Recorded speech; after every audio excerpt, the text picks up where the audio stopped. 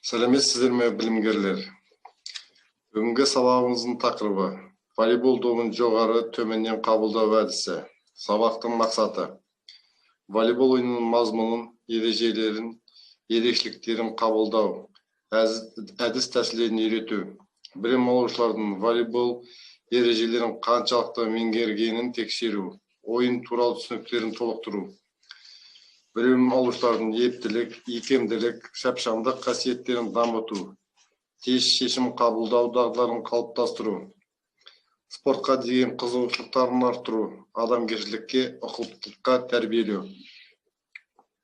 Күтілетін нәтиже: жоспарлар мен баламаларды талдау үшін проблемаларды жою әдістерін қолданады. Дене қимыл қозғалыстарын қарапайым жаттығулармен байланыстыра волейбол ойынында топты қабылдау шеберлігін арттырады.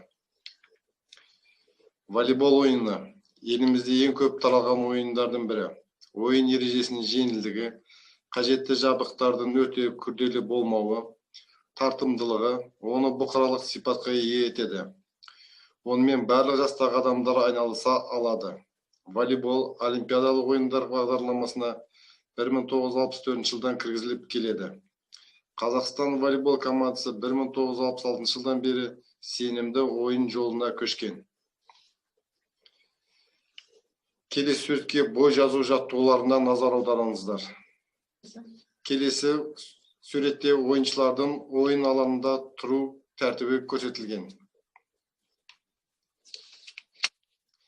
Мына суретімізде волейбол добын жоғары төменнен қабылдау кезінде қолды қалай ұстау әдісі көрсетілген.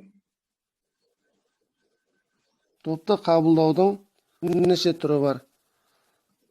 Тік тұрып қабылдау және оңға қарап құлап қабылдау, отырып қабылдау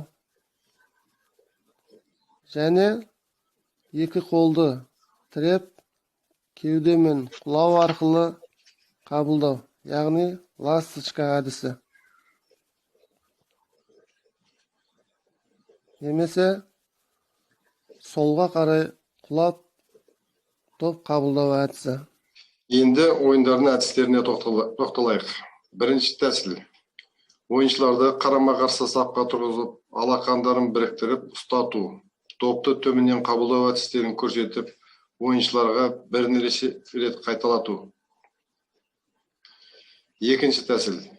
Еденге жақын келген допты астынан алу әдісі.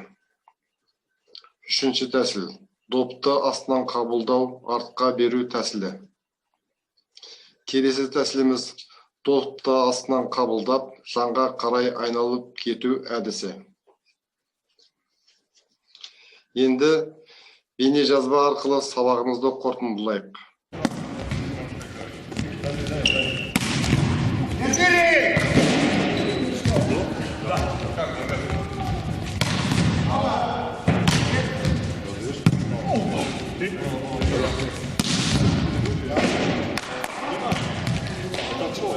Половина или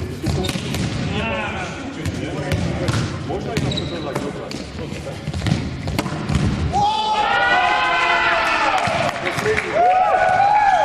Нет, дыши. Очень отлично. Браво, девушка.